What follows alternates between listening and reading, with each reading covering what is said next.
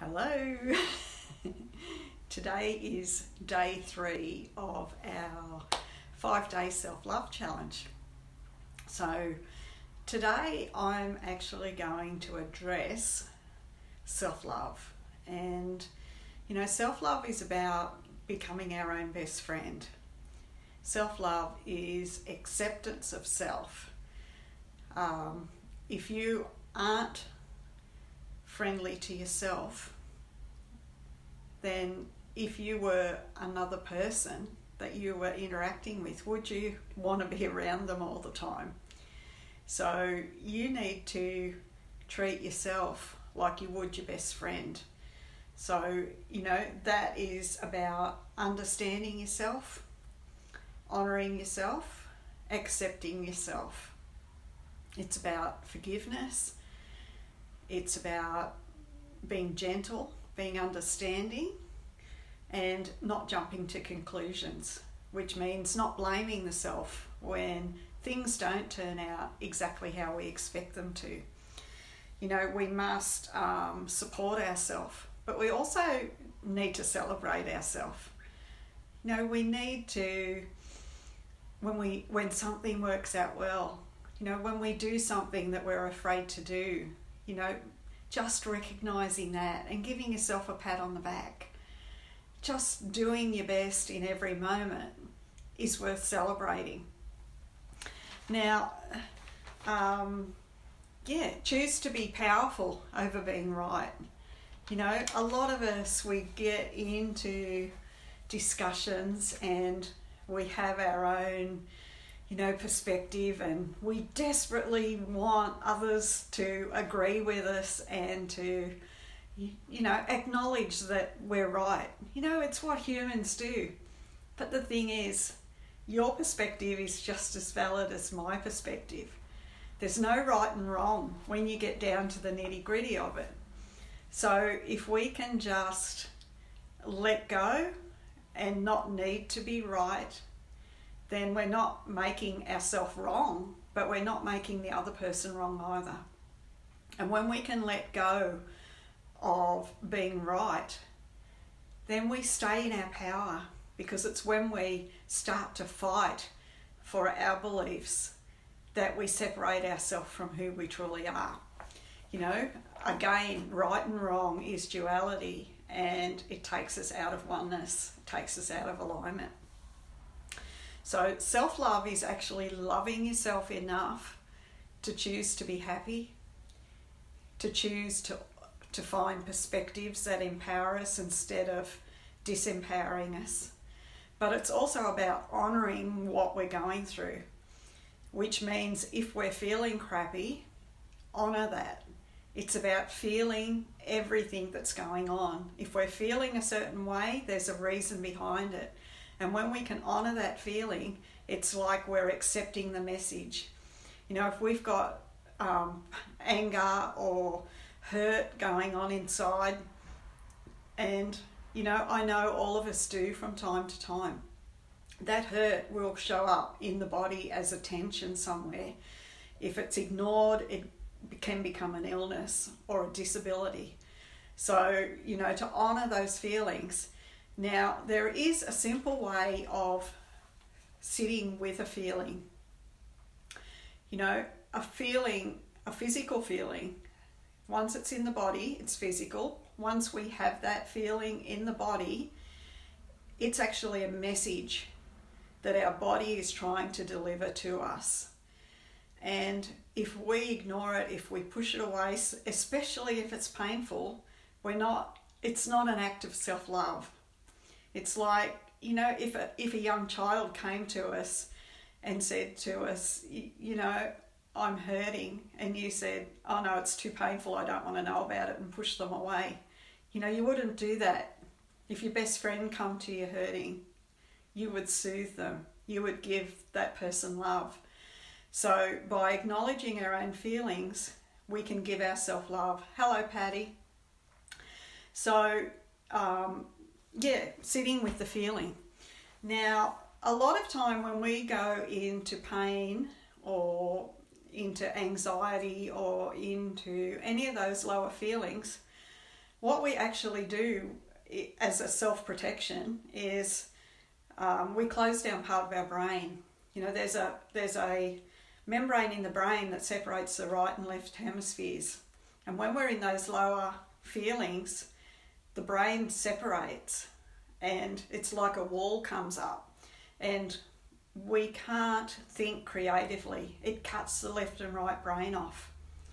You know, often we have trouble stringing words together. When we're nervous, you know, that happens.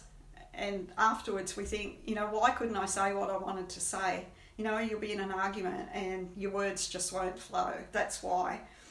So there's a way around that. You know, every nerve goes through our body, and by actually connecting right and left sides of the body, we actually rejoin our brain, and it allows us a whole body experience. So to do that, we simply cross one ankle over the other. Now, it doesn't matter which way you do it, and do the same with your wrists. So what you're actually doing is putting your wrists over and connecting your palms, and then just lowering them into your waist, into your lap. And by sitting in that position, you're creating a whole brain effect. Now you can sit in that position and say, okay, I'm feeling really hurt or anxious over XYZ particular situation. It might be a falling out with a friend or a family member. It might be something someone said to us. But we can sit with that feeling. We can bring the feeling up and have it really present in our body in this position with our arms and our ankles crossed, our wrists and our ankles crossed, and let go of all thought and just feel. Now what you're doing is you're feeling it from a whole body experience, and without the mind actually involved. We're not taking sides. We're not blaming someone. We're not judging. We're not feeling like a victim. We're actually just feeling the sensations of what's going on. And you will find that very quickly those sensations will start to ease. You know, the mind, when it can't think straight, can't find solutions, and our body is just trying to deliver something. So when we sit like that and feel it, it's like our body has succeeded, we've received the message, and no longer that message is required. So the pain will ease. And I have done this for physical pain, and it works a treat. So, you know, I suggest you all try that, and you may need to sit for 30 seconds or you may need to sit for 5 minutes. But whatever it is, just tune into feeling, not into thinking. So think about it at first to bring up the feeling, and then stop thinking. Go into the sensations, where they are in the body, how it feels, but don't label, just feel. And yeah, just be with it. Another way that I tend to give myself relief from overwhelming situations is to come right into the present now. Hello, Joanna. So to come into the present now is about letting go of all thought. Now you can either do it with your eyes open and just soften your gaze, or you can close your eyes. But it's about, you know, softening the gaze, seeing but not labeling anything, hearing but again not labeling any sound, not actually thinking, you know, just sensing. So your senses are still alive, but you're not actually labeling anything. You're just feeling. And just, you know, once you've softened your gaze, just sense, you know, just feel the air around your body, feel the energy. And after you've done it, you know, maybe not the first time, maybe you will, but if you keep practicing this, you'll very quickly start to feel your own energy field around you hugging you, and it's really quite a beautiful sensation. And once you tune into that energy field, it starts to expand, because what we focus on expands. So by expanding our energy field and just feeling it, we actually are completely out of the mind and into alignment with ourself. And in alignment, there isn't any negativity. There isn't any pain. It's just a total presence, and it's absolutely delicious. Now, you can do that for anything from a few seconds to a few minutes, but once your mind starts to come in and starts to chatter, just jump out of it. But, you know, when I first started doing this, I did it a lot, you know, in several times in an hour, just over and over and over again. But even if you just did this once every hour, you would find that you would become very connected to yourself. And, you know, you can do this mid-conversation.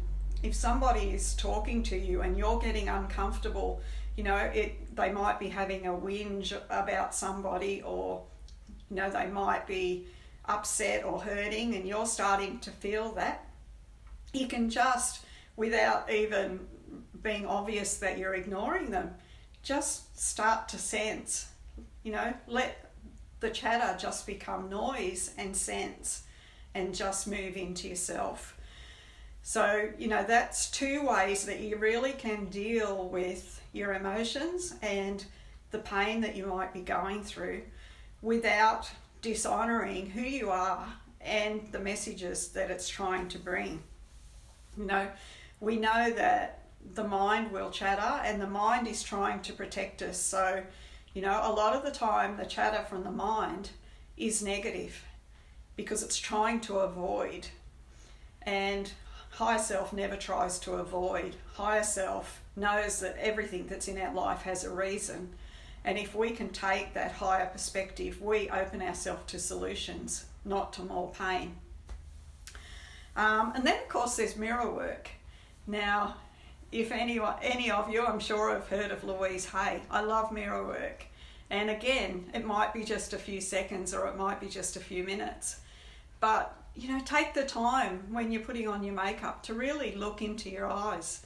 Not to judge yourself, because that's not loving, but to look into your eyes and say hello to yourself. You know, it's such a powerful thing. We created our body, and, you know, even if we consider our body to be not quite how we'd like it to be, we created it the way it is for a reason. And when we can let go of all the judgment and just say, you know what, it's serving me really well, and it's bringing my attention to places where I'm actually separating from myself through judgment, then you'll start to move back into alignment, and you'll start to realize why your body is, you know, the way it might be. It's when we come into alignment that things start to flow, that things start to change. While ever we judge a part of ourselves as not perfect, we are separating from ourselves, and we're holding that imperfection in our field. When we can let go of that and know that it's got a purpose, that it's serving us, then we can move into alignment. And because its message has been delivered, change will take place.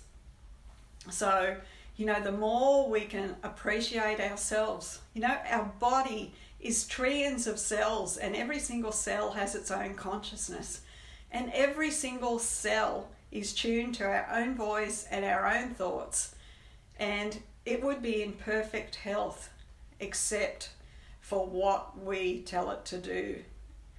Our voice and our thoughts are giving instructions to our body all the time. And our voice and our thoughts will override its natural instinct and knowing of perfection. So it's up to us to get out of our own way and allow our body to do what it knows to do best. That's probably all I've got for today. But do remember that what we focus on expands. So if we're focusing on the pain that we've got from the mind, then we're bringing more pain to us. If we are hurting in our mind because of something somebody has said or done, or maybe it's something we've done that's been taken the wrong way or has caused discomfort in others, for us to remain upset about that, we're not punishing them, we're punishing ourselves. We're keeping ourselves in that low loop and we're creating more of it. But it's also important to remember that absolutely, hello Teresa, absolutely everybody that's in our life is in our life as a co-creation.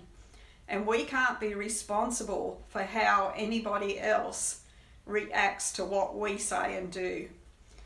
We always act and do and speak from the best place that we know. We don't deliberately do anything, to harm another. We only know what we know. What we do from what we know, from where we're at, from the perspective that we're in the time. And everything that we do is to offer us more clarity and more expansion and to move us further along. And if somebody else is involved in that, then they're co-creating the situation. That doesn't mean we deliberately go out and hurt anybody, because from alignment that just doesn't happen. But it's about letting ourselves off the hook and letting others off the hook. If somebody does something that hurts us, then we have co-created that situation as well. It's about taking full responsibility for ourselves, knowing that we're not victims, knowing that nobody else is a victim either. Nobody is involved in anything that they don't agree to at some level. Obviously, a lot of times it isn't conscious. There's some horrific things go on out there, and we wouldn't consciously agree to be part of any of that. But law of attraction is fair. So if something is going on in our lives that's extremely uncomfortable, then there's something in our energy field that is speaking to that. So, the more we get to know ourselves and the more we come into alignment, the less of these uncomfortable situations we're going to be experiencing. So I wish you all a beautiful day. Love yourselves into alignment. Be love, share the love. Come back into appreciation. Focus on what gives you joy and what gives you pleasure, on what's good, because that's what you're expanding in your life. Have a beautiful day. Bye for now.